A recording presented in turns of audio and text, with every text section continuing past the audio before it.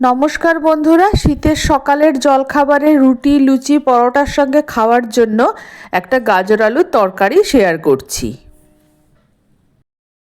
গাজর আর আলুর তরকারিটা রান্না করার জন্য গাজর আর আলু টুকরো করে কেটে নিয়েছি। আর গাজর আর আলু তোমরা কতটা পরিমাণ নেবে সেটা তোমরা তোমাদের অনুযায়ী নিতে পারো। একটা বড় সাইজের পাকা টমেটো নিয়েছি, দুটো কাঁচা টমেটো নিয়েছি, কয়েকটা চেরা কাঁচা লঙ্কা নিয়েছি।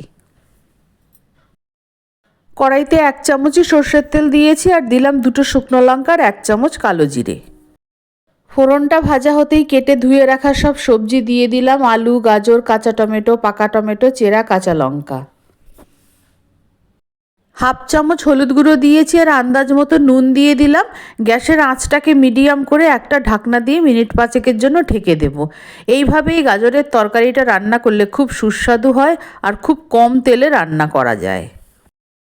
5 মিনিট হয়ে গেছে, ঢাকনাটা তুলে নিচ্ছি। 5 মিনিটের সবজিগুলো বেশ খানিকটা মজে গেছে। এবার আমি খুন্তি দিয়ে বেশ খানিকক্ষণ নাড়াচাড়া করে নিলাম।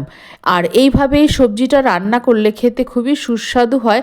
আমি শীতকালে প্রায় দিনই সকালে বা রাতে রুটির সঙ্গে খাওয়ার জন্য আমি এই তরকারিটা বানাই। খুব ভালো লাগে এইভাবে তরকারিটা রান্না করলে। ঢাকনাটা তুলে নেওয়ার পর সবজিগুলো নাড়াচাড়া করতে করতে খানিকটা ভাজা হয়ে গেছে, অনেকটা সিদ্ধও হয়ে গেছে। এবার জল দিয়ে দিলাম। জলটা একটু বেশি পরিমাণে দেব, সবজিটা সিদ্ধ হতে যেটুকু বাকি আছে সেইটুকু সিদ্ধ হবে আর একটু ঝোল ঝোল থাকবে। আর এই রান্নাটা একটু ঘাটা হবে।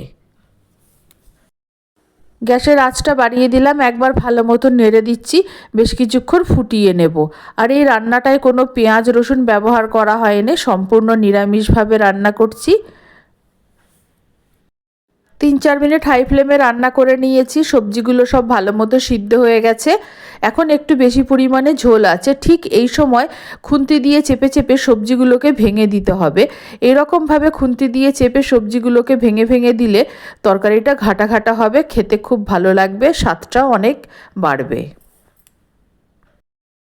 খুন্তি দিয়ে আলু আর গাজরটাকে চেপে চেপে ঘাটা ঘাটা করে দিয়েছি, তাতে ঝোলটাও একটু ঘন হয়েছে।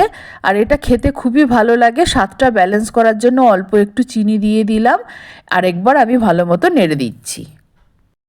তরকারিটা রান্না হয়ে গেছে আর এটা খেতে যে খুবই সুস্বাদু হবে সেটা তরকারিটা দেখেই বোঝা যাচ্ছে। এবার পরিবেশন করব। আজকে আমি সকালে জলখাবারে রুটি বানিয়েছি। গরম গরম রুটির সঙ্গে গাজর আলুর তরকারি পরিবেশন করছি। আর এই তরকারিটা আমি প্রায় দিনই সকালে বা রাতে বানাই, আমাদের ঘরে সকলে খুবই পছন্দ করে। আমার এই গাজর আলুর তরকারির রেসিপি ভালো লাগলে আমার চ্যানেলকে সাবস্ক্রাইব করার, লাইক করার, শেয়ার করার অনুরোধ রইল। আর আমার নতুন পুরনো সকল বন্ধুদের আন্তরিক ধন্যবাদ ও ভালোবাসা জানাচ্ছি।